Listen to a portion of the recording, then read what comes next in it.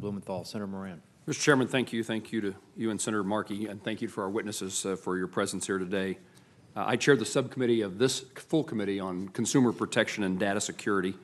Our subcommittee, as well as this full committee, remains totally committed to a better system than what we have today. Let me begin with what I hope is a yes or no answer, what I think can be a yes or no answer to Dr. Jelnick and Mr. McTaggart. I mentioned this in our hearing that we had on the 26th, the privacy of consumer data, that I support privacy rules that afford consumers the same protections no matter where they are in the internet ecosystem. And it appears to me that both GDPR and CCPA take a similar approach. Rather than regulating the type of business handling the data, would you agree that regulating and enforcing privacy rules based on the sensitivity of the data collected, used, and transferred or stored is the preferred approach and in the best interest of consumers in terms of certainty and transparency? I think that can be a yes or no answer. Dr. Janelli? I think it's very important that the consumer know what which data are collected, which are they and where are they stored, and how long they are stored. And I think it's really important, yes, to know for the consumers. Senator, we treat all personal information the same, so yes.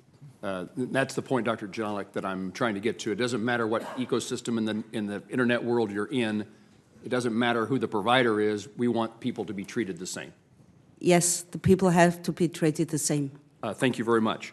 Mr. McTaggart, the CCPA defines personal information to mean information that identifies, relates to, describes, is capable of being associated with, or could reasonably be linked directly or indirectly to a consumer or household. Are you concerned that that broad definition of personal information sweeps in information that isn't sensitive? What does it mean that information can be linked indirectly with a consumer or household? That sounds somewhat removed from information that can identify an individual. Senator, we took that definition from pre-existing California law. I think one of the things to think about is that the game now is to get control of your devices. And so we're trying to make sure that your device is captured in there, because increasingly people, Google was in here 2 weeks ago and they said they didn't sell personal information, and then when pressed they said, well, personal information is your name or your email address. But the reality is it's your device. If I know everything about your device, I know everything about you. And so we think our definition is appropriate because it's linking back to an individual, and it's being able to track them across whatever they do.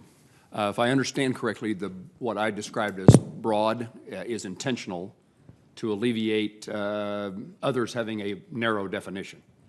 Right. We're trying to avoid game playing, and again, go back to the fact that we gave the AG, regulatory authority to issue regulations around this to clarify things if it does turn out to be a problem. But also, technology is going to move, and you want to be able to keep it pace with the times. Thank you very much, Dr. Janelli.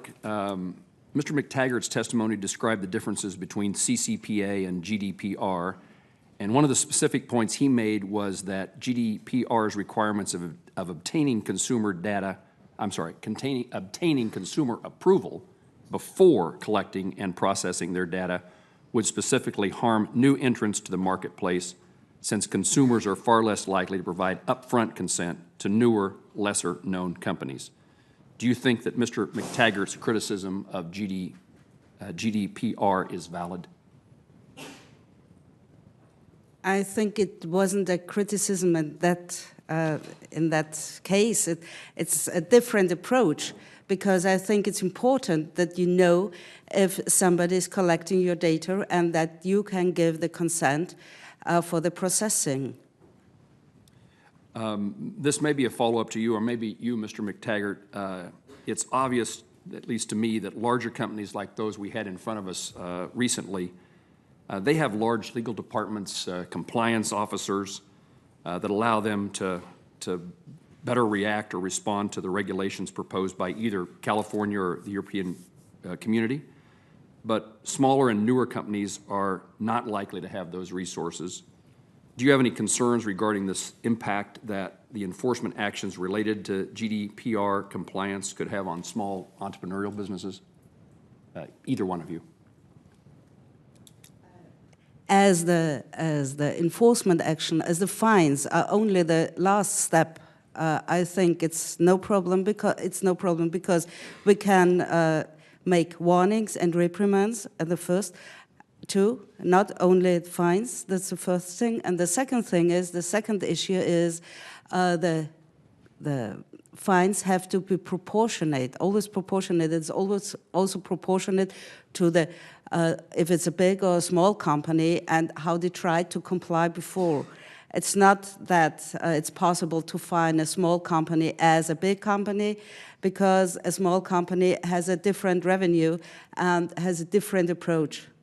So what you're suggesting is that the ability to warn is compared to enforce, or if enforcement, the smaller the fine, that offsets the small nature of a business.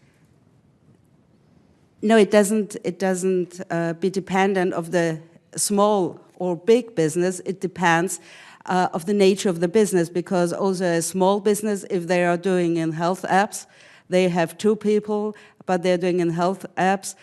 This can be a business who is doing and just dealing with data. And so it's not a question of if a business is big or small, if there can be imposed fines.